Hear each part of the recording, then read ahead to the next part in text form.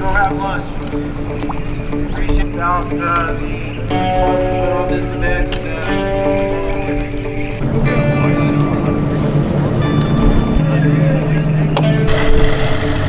Alright guys, just got the boat launch for day 2. Yesterday I had just over 16 pounds. I mean, like, they caught them. So I gotta step my game up a little bit today. I've got a good plan, so hopefully that works out. Didn't really start the way I wanted to, but I can definitely finish the way I want to. This place is absolutely stocked full of giants. I had one yesterday that pulled off that was really big. Otherwise, fish pretty clean. Not real sure how today's gonna go, but I got a pretty good feeling about it. So yeah, y'all see what happens right after this. Hey guys, welcome to day 2 of the California Open on Clear Lake. I'm gonna make this brief. My GoPro did not record sound on day 2, so therefore what I'm gonna do is I'm gonna record sound over this. I'm gonna tell you exactly how and why I caught these fish. The biggest bag of day 2, 26 pounds, just a massive, massive day. I hope you really enjoyed this. If you do, hit the like. Maybe drop me a comment. Tell me what you think. Tell me what you want to see next, possibly. Once again, if you haven't subscribed, hit that subscribe button. It's in right here in this corner. Greatly appreciate it. But you know what? Let's go ahead and dive right in on day 2, Clear Lake, California. Alrighty. You ready, buddy? Yes, sir. Let's give it hell, huh?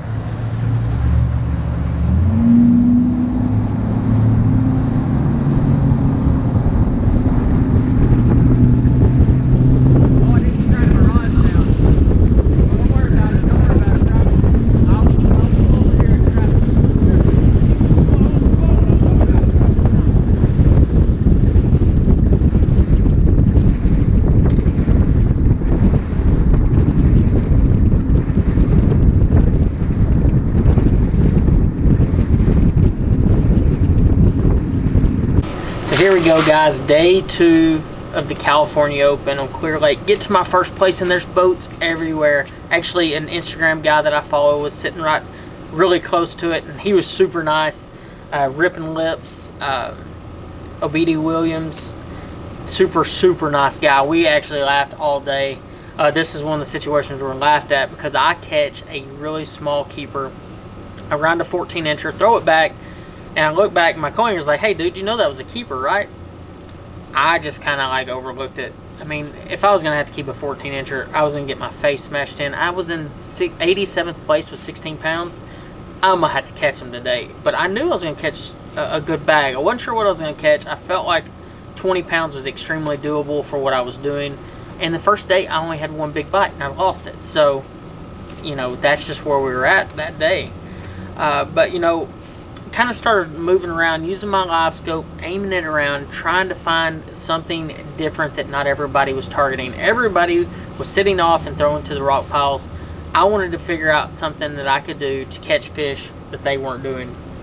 Obviously, there was a big school of fish here. Guys were catching them around me literally the entire time. But what I wanted to do is I wanted to find exactly how they were positioned. So to break it down for you, in this particular spot, obviously, somewhat of a community hole, that many boats on it. I didn't know that. You know, when we found this spot, it wasn't one of those that I just pulled up and said, oh, this, everybody in the brother's going to know about this. I had no idea. I'd never been there. I didn't literally practice for 2 days, just ran around graphing stuff.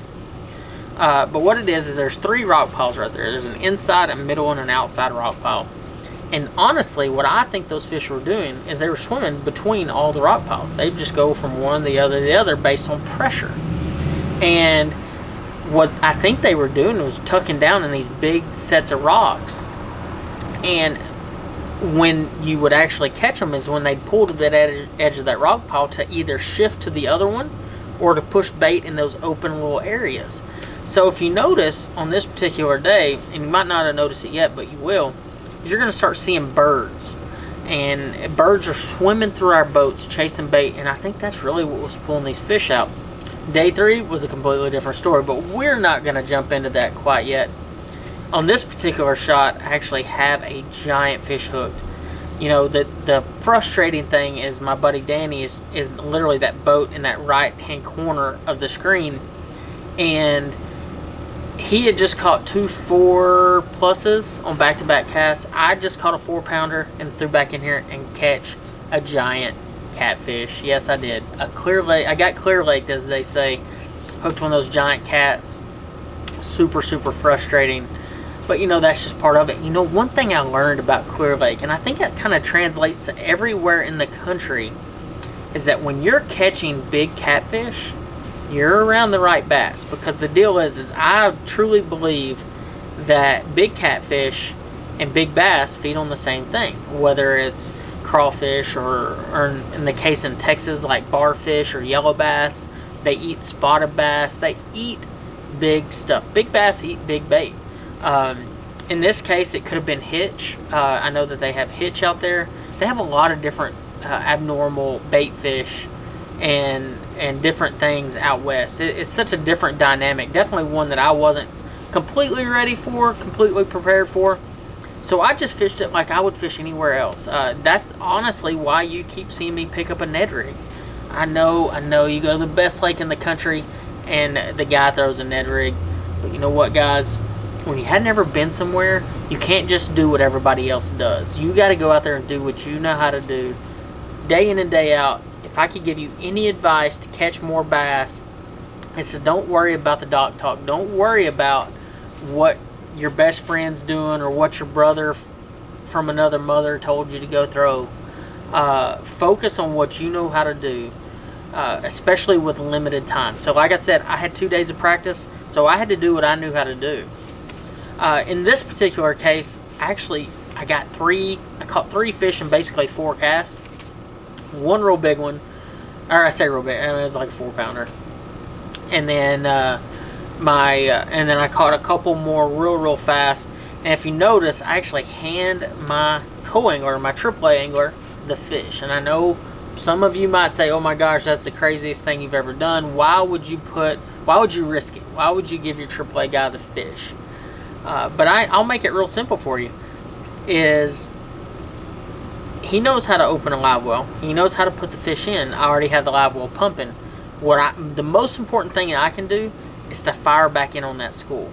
Literally, if you look over my right corner or right side, you see that boat over there. My buddy just caught a 10.5-pounder on basically the exact same place that I'm casting to.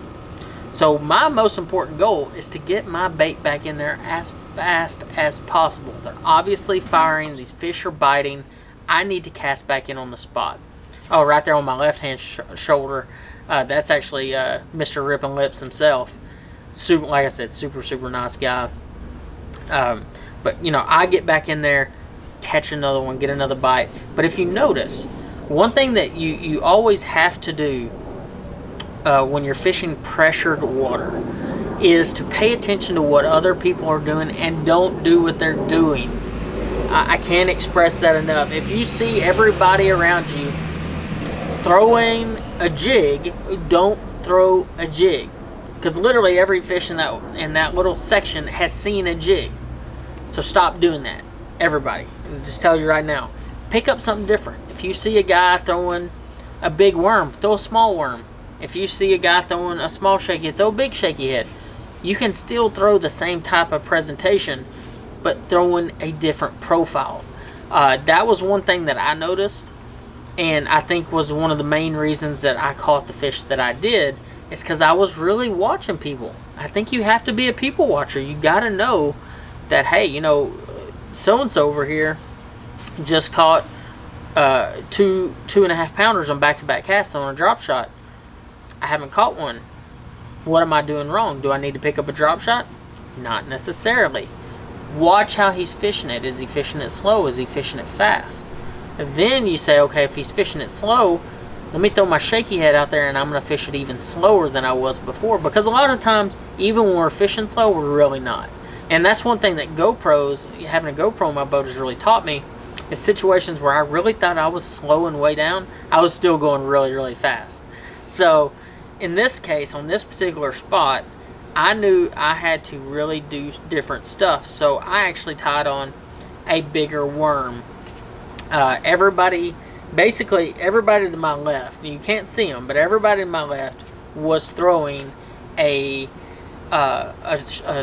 spinning rod, real light line, whether it was with a Ned rig, a drop shot, some type of finesse bait. I saw some guys throwing jigs, but I decided to pick up a stand-up head, a football head, a stand-up football head on a 6-inch Ocho. I wanted something big. I mean, this is Clear Lake, guys. I want to throw a big bait if I can. I really do. I didn't want to come into this event throwing a Ned rig, but I knew in this situation I needed to throw something bigger. My buddy, heck, had just caught a 10-pounder. So I knew they lived there. I just needed to figure out how to get those big ones to bite. But, you know, I think that's probably one of the most important aspects of this is you got to pay attention to those things. But the other aspect of it is you got to work with your co-angler. So that's what makes this event so much different than others is your AAA guy is actually a team partner with you. So what I did is I worked with my guy. I was like, hey, I'm throwing this bait. What bait are you throwing? And we would actually work together to figure out exactly what each other should be throwing. And the other aspect of it is I made him cast up there with me. I'm like, hey, I'd point my pen off, like, hey, throw right here, 20 feet in front of my troll motor at this angle. And they would throw over there. In this particular case, my co-angler hooks up. He doesn't just hook up with a fish. He hooks up with a giant fish. He doesn't know how big it is. I don't know how big it is. It hasn't jumped and doesn't and never jumps. So obviously me, I've already caught 2 catfish in this event. I'm thinking, hey, this is a giant catfish. No question in my mind. He just caught him he just hooked himself a big old cat. And he's throwing on a spinning rod, light line. I think he was throwing like 10-pound test. And he's all stressed out. I mean, super nice guy. His name's Tom. He's super stressed out about this fish. And he hadn't turned this fish yet. And I even told him at one point, I was like, man, you ain't even turned that fish. Like, I don't even know if that fish knew it was hooked. And I started kind of thinking, man, this might actually be a really big one. I mean, he literally threw in the exact same place that my buddy caught the 10-pounder. And nobody else caught anything big there. I mean, basically the biggest fish other than that was a 4-pounder.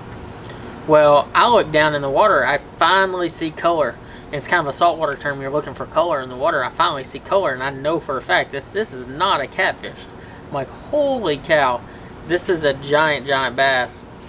And you can even see how my mood changes right here. Like, I get down, like, I adjust the troll motor, but I actually I'm like, oh my God, look at the size of this bass. I knew how big a deal this was. Get it in, weighed 8.5 pounds. He's literally throwing the exact same spot I was. And if you'd noticed right before that, I actually told a guy that was sitting like 20 yards away from us. I was like, hey, my co-angler's line's right there. I just wanted him to know so he didn't hang the line and I'll get it in his troll motor. But it worked out really well. This particular catch is something that I think we can all learn from. As you can tell, I've got a rod sticking out of the boat, just hanging out there, and I see it start moving. This is something that I have done for years. I probably shouldn't even tell you about this. But if you're sitting down and retying, trying to get things readjusted, throw you a line out. Always throw you a line out. And you'd be shocked how many fish you catch. In this particular situation, I sit there and looked up. And my rod's going, burr, burr, burr.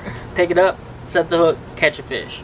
Not a big fish, but I have been in situations where I caught the biggest fish of the day doing exactly that. This actually was one that culled. I think it was like a 3-something. I mean, a very nice fish. Caught it on the Ned rig.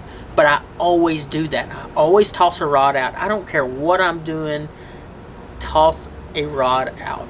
So, if I'm looking at all the adjustments made so far, what I've done is I've caught some big fish or some really nice fish on a 6-inch Ocho. My co-angler caught that one on a Nico rig. But paying attention to those little bitty details. Okay. We got to stop real quick. I just hung the strangest rig I've ever seen in my entire life. We call it the Clear Lake rig now. It's basically, if you notice here, it's like a 4-ounce weight tied to a 3-way swivel with a long piece of line to it, tied to a spook with another line tied out of the nose with a hook on it. At my initial look at this, I was like, oh my God, this is the goofiest thing I've ever seen in my entire life. But after looking at it for a minute, it actually is a genius rig. because the deal is actually float your bait up out of those rocks. That weight stays down the rocks. It's actually super genius. Whoever designed that thing is very intelligent. So kudos to you, but it's still called the Clear Lake rig from now on for me. Super strange.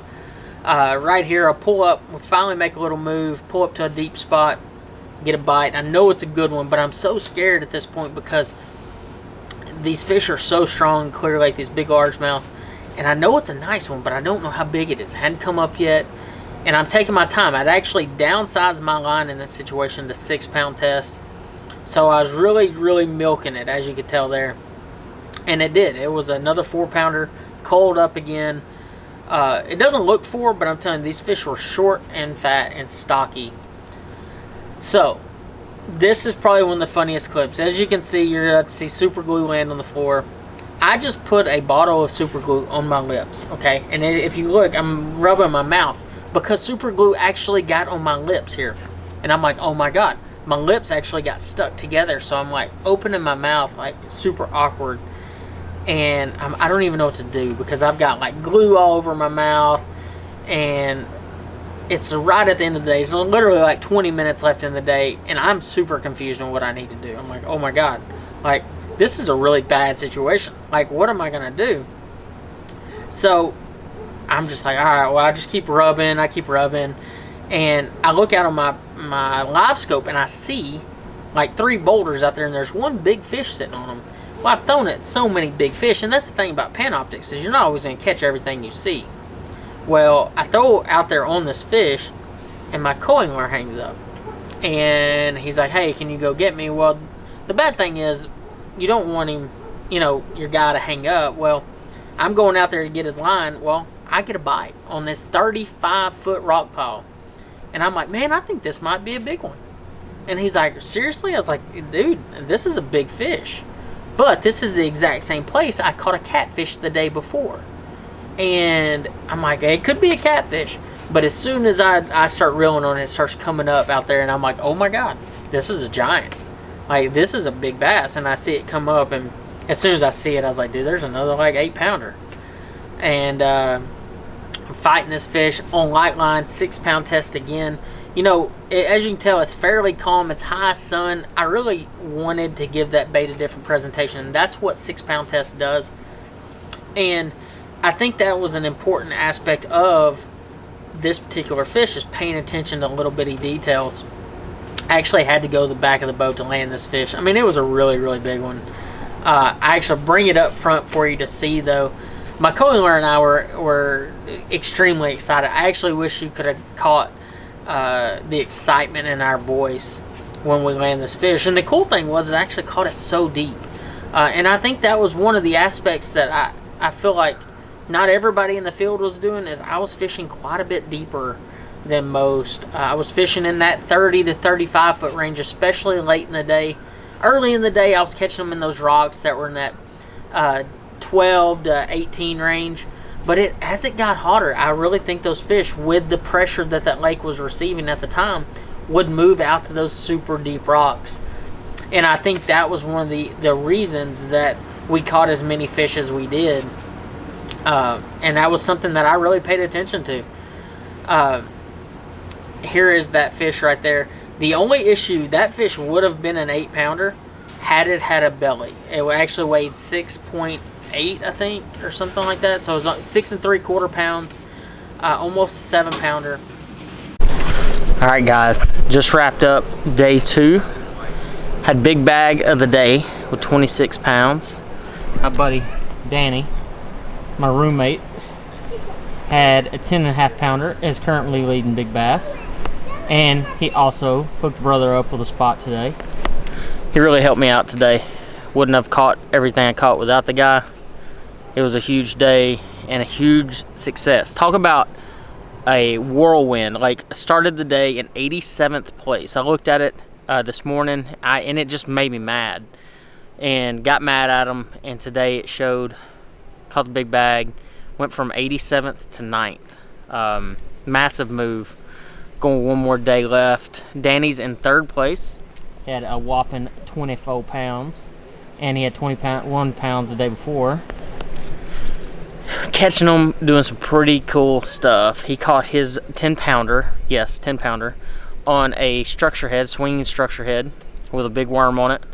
I caught a 6.5 on the Ned Ocho, Strike King Ned Ocho. I know that sounds crazy. I'm at Clear Lake, and you're not supposed to catch 10-pounders, 8-pounders, 6-pounders on Ned Ochos, but that's what I caught it on.